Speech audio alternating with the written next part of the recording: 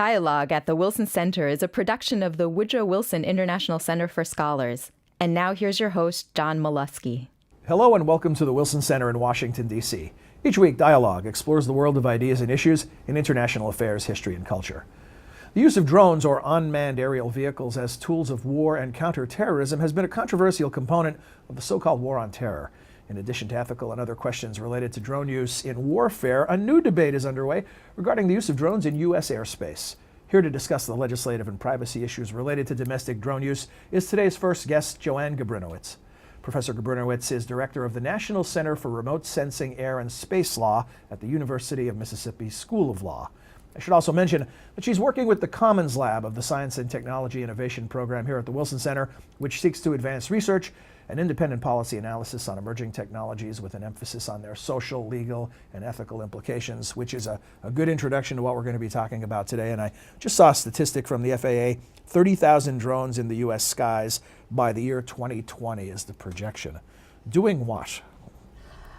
Flying and looking. I mean, they're going to be, the FAA has been directed by Congress to come up with a plan for integrating drones into the U.S. national airspace, and we don't know what that's going to be. The plan has to be by 2015, but we do know that drones take all sorts of forms, shapes, and sizes, and they have a lot of applications, and so integrating them into the airspace is going to be a challenge. Are there drones in use currently that we know about?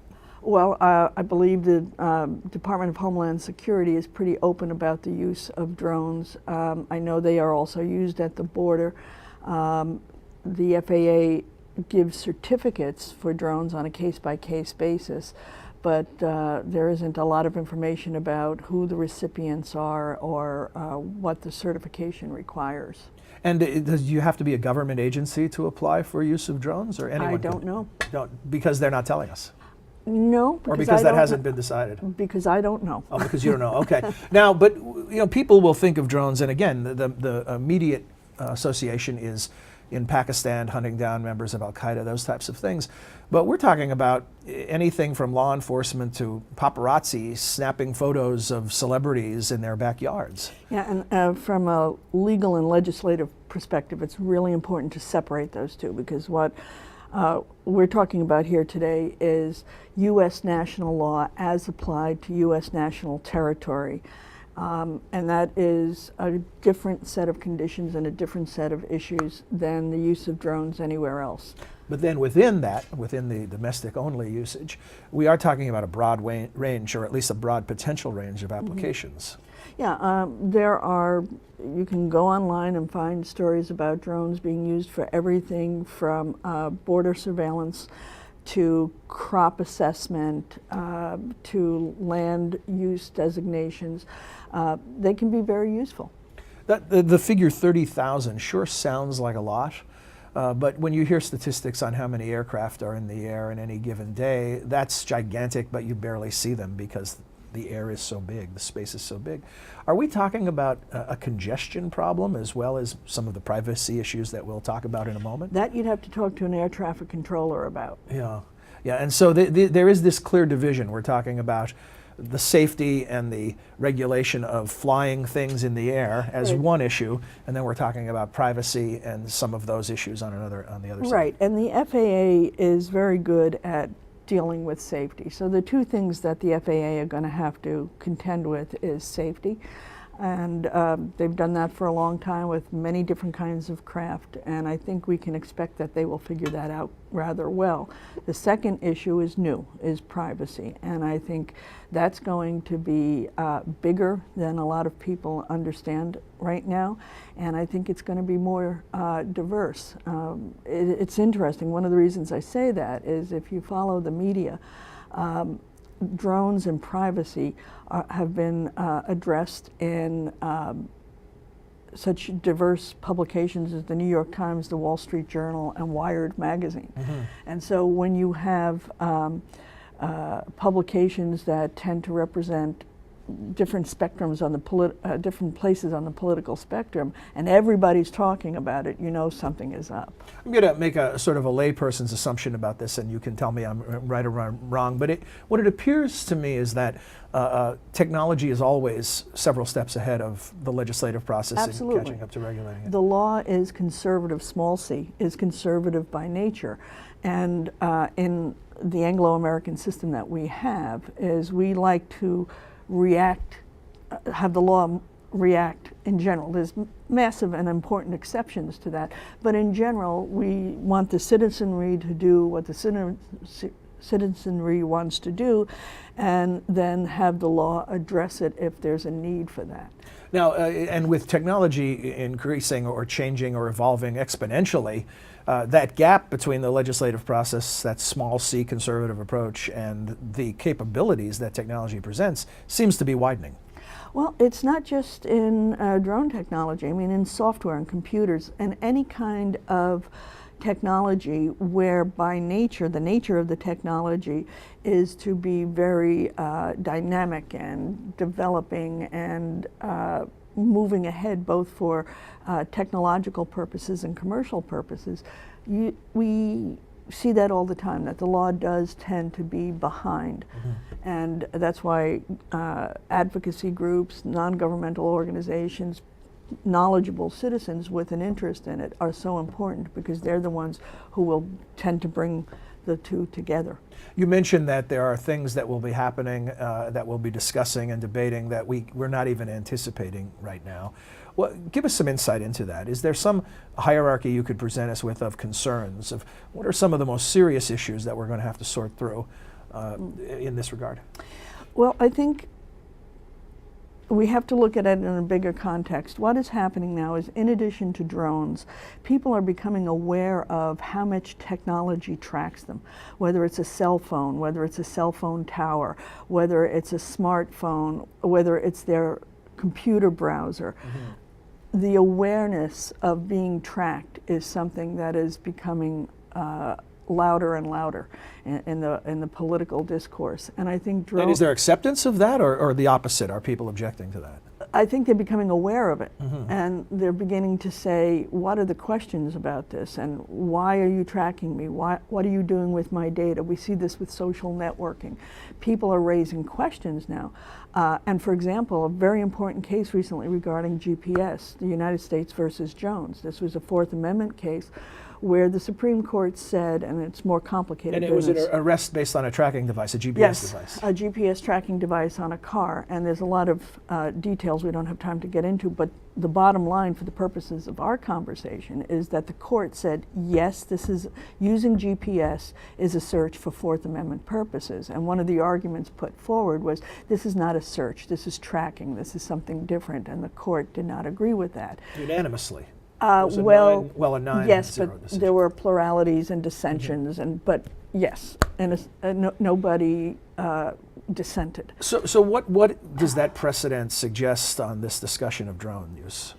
I think it suggests that the court is willing to look at technologies based on what they do and how they behave, and how they fit into, for example, in this case, Fourth Amendment values. And that they're going to be willing to question the technology and not just accept it as yet another tool. They're going to try to find out, what does this mean in terms of Fourth Amendment values. An additional type of question is citizen-to-citizen relationships. Fourth Amendment obviously is government to citizen, but now citizen-to-citizen, if a drone or other technology is used by a private company or a private person to take images or track, that's a different set of issues. That's informational privacy. So if I bought a drone and used it to spy on my neighbors? There could be issues there, absolutely. And are we talking about something that's far-fetched, or does the technology suggest this is an option that we're going to have sooner rather than later? Well, I know, for example, and I am not a technological expert, but I know, for example, I have colleagues with children who have model drones that mm-hmm. they operate, and you can put a camera on those things. So the question becomes, what level of technology is being used, who is operating it, is it a professional pilot, is it an amateur, what is it looking at and why, and how is the data or the imagery that is gathered going to be used. So, well, and just I should say to any of my neighbors who are watching or listening that I gonna have no do that. plans to do this. It was a hypothetical. But about that legislative activity that's in a catch-up mode, the FAA Modernization and Reform Act. Tell us about that and how that... Well, that's the 2012 FAA Reauthorization Act. That's the one in which Congress is telling the FAA, you have to come up with a plan to integrate what they call unmanned aerial systems. And that includes the segment in the airspace as well as the ground segment and the controls, all of it. It's a system, not just the thing that's flying around. And Congress has told the FAA, you need to have a plan for integrating these technologies, these flying objects into the national airspace, and you have to have that plan by 2015. Mm-hmm.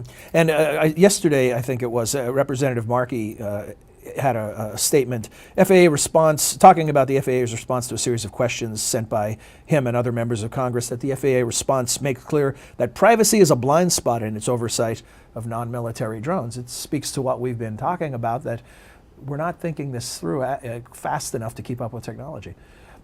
Are there any other legislative initiatives that you can tell us about that are beginning to address these issues? There's a lot of bills that are being introduced.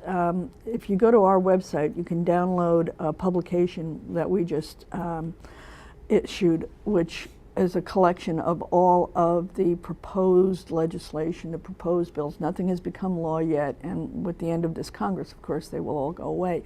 But that will give you an idea of the debate that's going on. What is that website address? We'll put it on the screen as well. www.spacelaw, one word, Space Law. OLEMISS.edu, then click to resources and then go to publications, and it's right there. Okay, great. And this whole area of specialization that you're involved in and the center that you direct, how new is this as a discipline? Well, I've been teaching space law for 25 years. But you were part of a founding faculty at the University of North Dakota. That's right. So 25 years in a lifetime is a long time, but yeah. in the big scope of things is pretty new. Well, let's separate out. The discussion on drones is aviation law. I have been teaching space law since 1987. Space law came into being as a body of law. It was catalyzed by Sputnik in the 50s. And so there's a body of international law, which is a treaty regime that addresses space.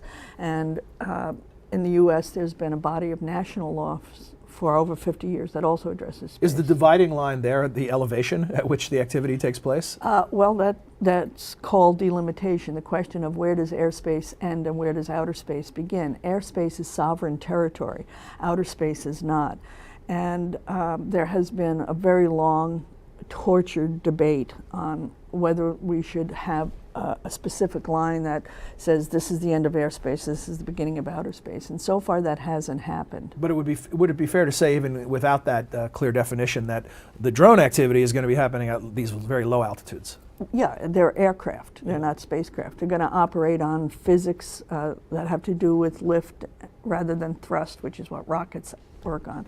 So it's going to be that is definitely an airspace issue. Do we have any control over the airspace around our homes? We as individual citizens? As individual owners of a piece of property, and if I'm in my backyard, does that airspace belong to me? Well, there's a complex body of laws regarding light and use. Zoning laws address that. In the old ancient times back in Rome, the concept was where my house was, I owned all of the space above it into infinity, and I owned all of the land below it to the center of the earth. Well, that was fine when you didn't have aircraft or you couldn't dig underground. But in the last 300 or 400 years, as technology has developed, that idea of personal ownership of space has been greatly modified. And at least in the United States, we deal with that a lot at the state and local levels in zoning laws and how much air and light you are entitled to based on how the land is used, where your house is, and it's not as grand as the Roman concept anymore. Well, Joanne, thank you very much. It's a fascinating discussion, and we'll look forward to future discussions as this develops. Okay. This is the start of this story. Thank you. In addition to thanking Joanne, I want to tell you that up next in our Scholar Spotlight segment, we'll be discussing an effort to reboot the climate discussion. Please stick around. The Wilson Center is America's living memorial to its 28th president, connecting the world of policymaking to practical options derived from the world's finest ideas, research, analysis, and honest, nonpartisan conversation. Visit us on the web at wilsoncenter.org. And now we return to more dialogue at the Wilson Center. Welcome back. Ruth Greenspan Bell is a public policy scholar with the Wilson Center's Environmental Change and Security Program. She joins us to discuss her latest work. Ruth, welcome to Dialogue at the Wilson Center. Thank you. It's a pleasure to be here. I was looking before we began this discussion at surveys of young voters for this election cycle, at what issues mattered to them. Because I remember a time when the environment or some specific environmental issue for young voters always showed up at the top of the list. Yeah. Couldn't find it on any of the lists. That went about 7 or 8 deep. And this CBS News, NBC, Wall Street Journal, Pew, it's just not showing up like it used to. What happened? You know, it's funny, because at the same time I see, for example, a lot of the talented kids who are friends of my kids or children of my colleagues or friends often going into environmental work, and I worked at an environmental think tank where we had definitely more applications than we could ever process for people who would come for extremely small salaries or maybe even internships, just to try to learn how to do a better job on the environment. So I can't figure it out, because I think it's somewhere in the back of people's heads, but maybe not. Well, it's funny you say that anecdotally. I teach an undergraduate level course on politics and media, and just based on that anecdotal evidence, the environment is an important issue to that age group. Is it possible that it's become mainstream in a way where it's almost invisible? It's not singled out as some oddity or some unique circumstance. It's just accepted as one of the responsibilities that these young people are taking on. I like that. There's an optimistic explanation, but I don't know. This is a very interesting question, and I'd have to really give it a considerable thought. One possibility is the climate issue is just so overwhelming that people, and that is the first and foremost environmental issue. I mean, it's actually a social issue and everything else too. But, I think it's a little frightening. Sense that we can't do anything? I think nobody's given people, if you remember the Al Gore movie, it was a very powerful movie, and Sure. At the end he has a really weak list of things you do to manage this, turn out the lights or whatever. And sure, that is a tiny part of it, but I think there's a real hunger for some really solid, satisfying things you can do about it, but in the absence of that, it's just kind of frightening to think about, I think. Well, you mentioned The Inconvenient Truth, the Gore movie. Yeah. Back then, there was a sense that if you were fast forwarding to 2012, that this would be the issue, not just for America, but for much of the governments on the planet. What happened? It didn't happen. I know. And is it just because 9/11 happened and that consumed so much of our effort and focus, and then the 2008 financial collapse, or is it something darker? And I don't want to beat around the bush. What I'm wondering is the campaign of denial, was it successful? Again, you pose really very deep questions that the entire climate community spends a lot of time pondering. You mentioned 9/11. I got involved a few years ago with some really unbelievably motivated veterans of the Iraq and Afghan conflicts who came back and decided that they were really going to put their energies into trying to get us to do something about climate change. So through this very indirect route, but worrying about whether this was a conflict over oil, for example, but also seeing the impacts in the battlefield.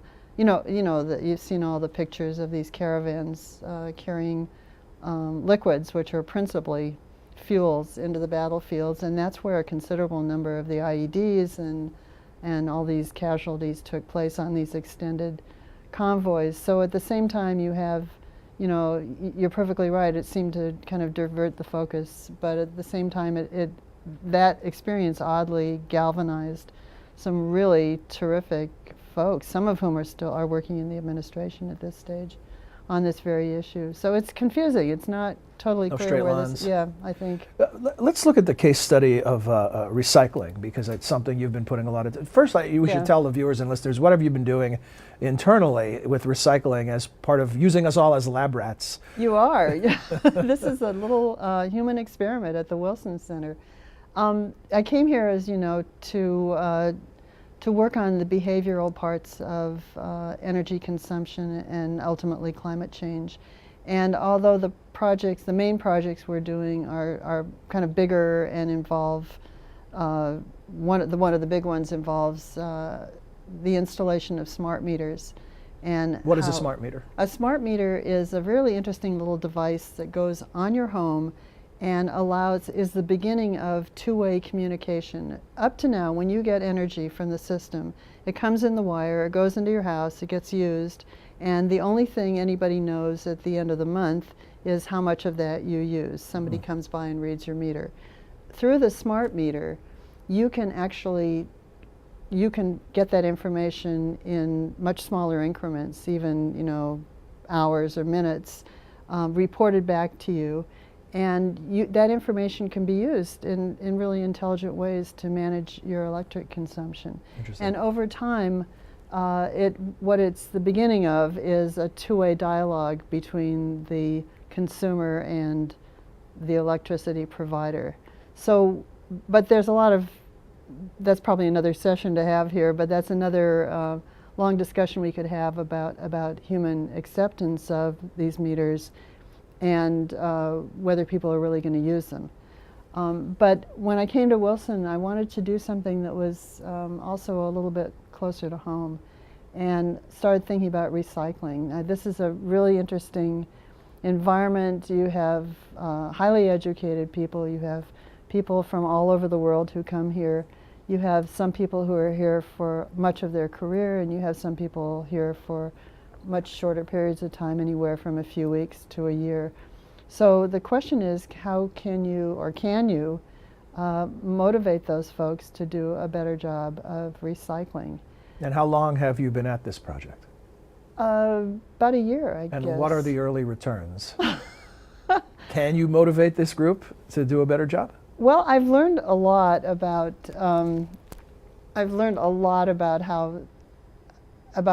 about sort of behavioral kind of responses to this. For example, you know that the principal way you recycle at the Wilson Center is their bins, and oddly enough, they're in the hallways. I think it's because of ease of having them picked up at night by the cleaning Which is probably fairly typical for most large offices. Probably, but the great thing is you can walk through the hallway and you can actually look in the bins and see what's in the bins, which I do. Well, I'm not looking guilty during this discussion. I think I've been doing okay. You don't have a smart meter on my office, do you? No, we're going to work on that. But at the same time, we have in some of the hallways, so the idea is if it's a blue bin, you're supposed to put all your recycling in there. But at the same time, in some of our hallways, we have specialized bins that are marked. They say waste or paper or cans or bottles.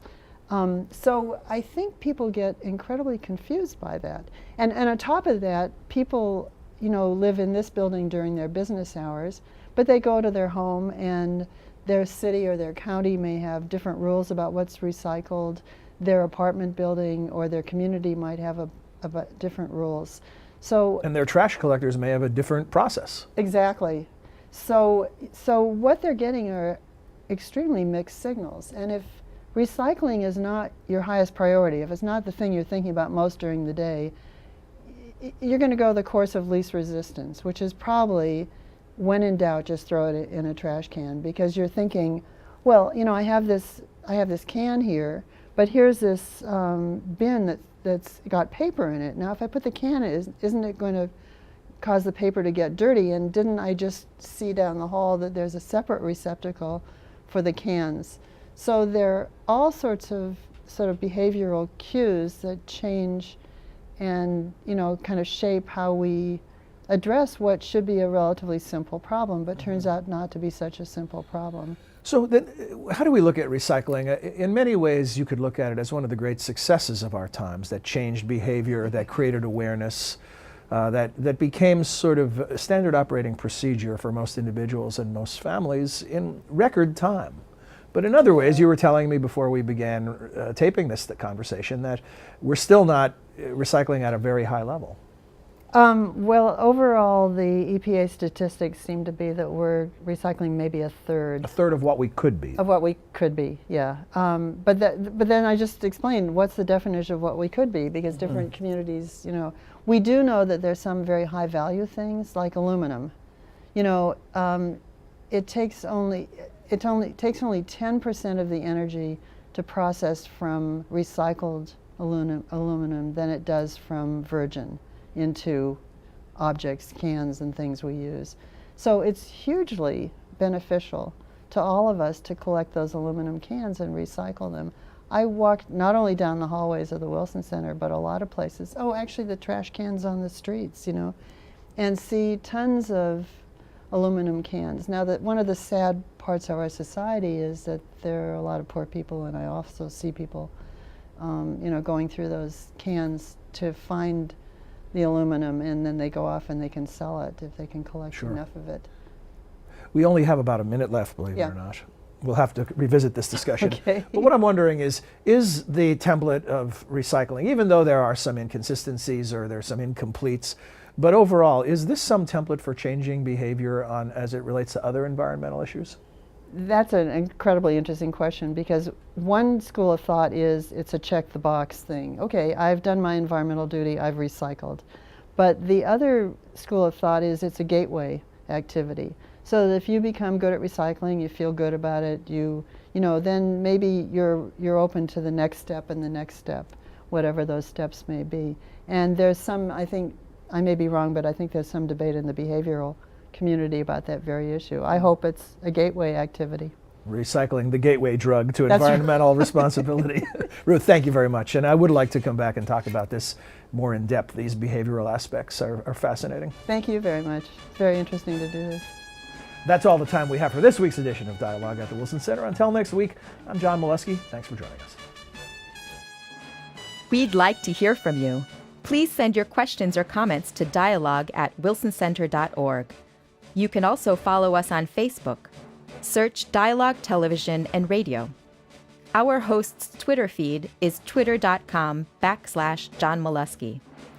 Dialogue is a co-production of the Woodrow Wilson International Center for Scholars and MHZ Networks.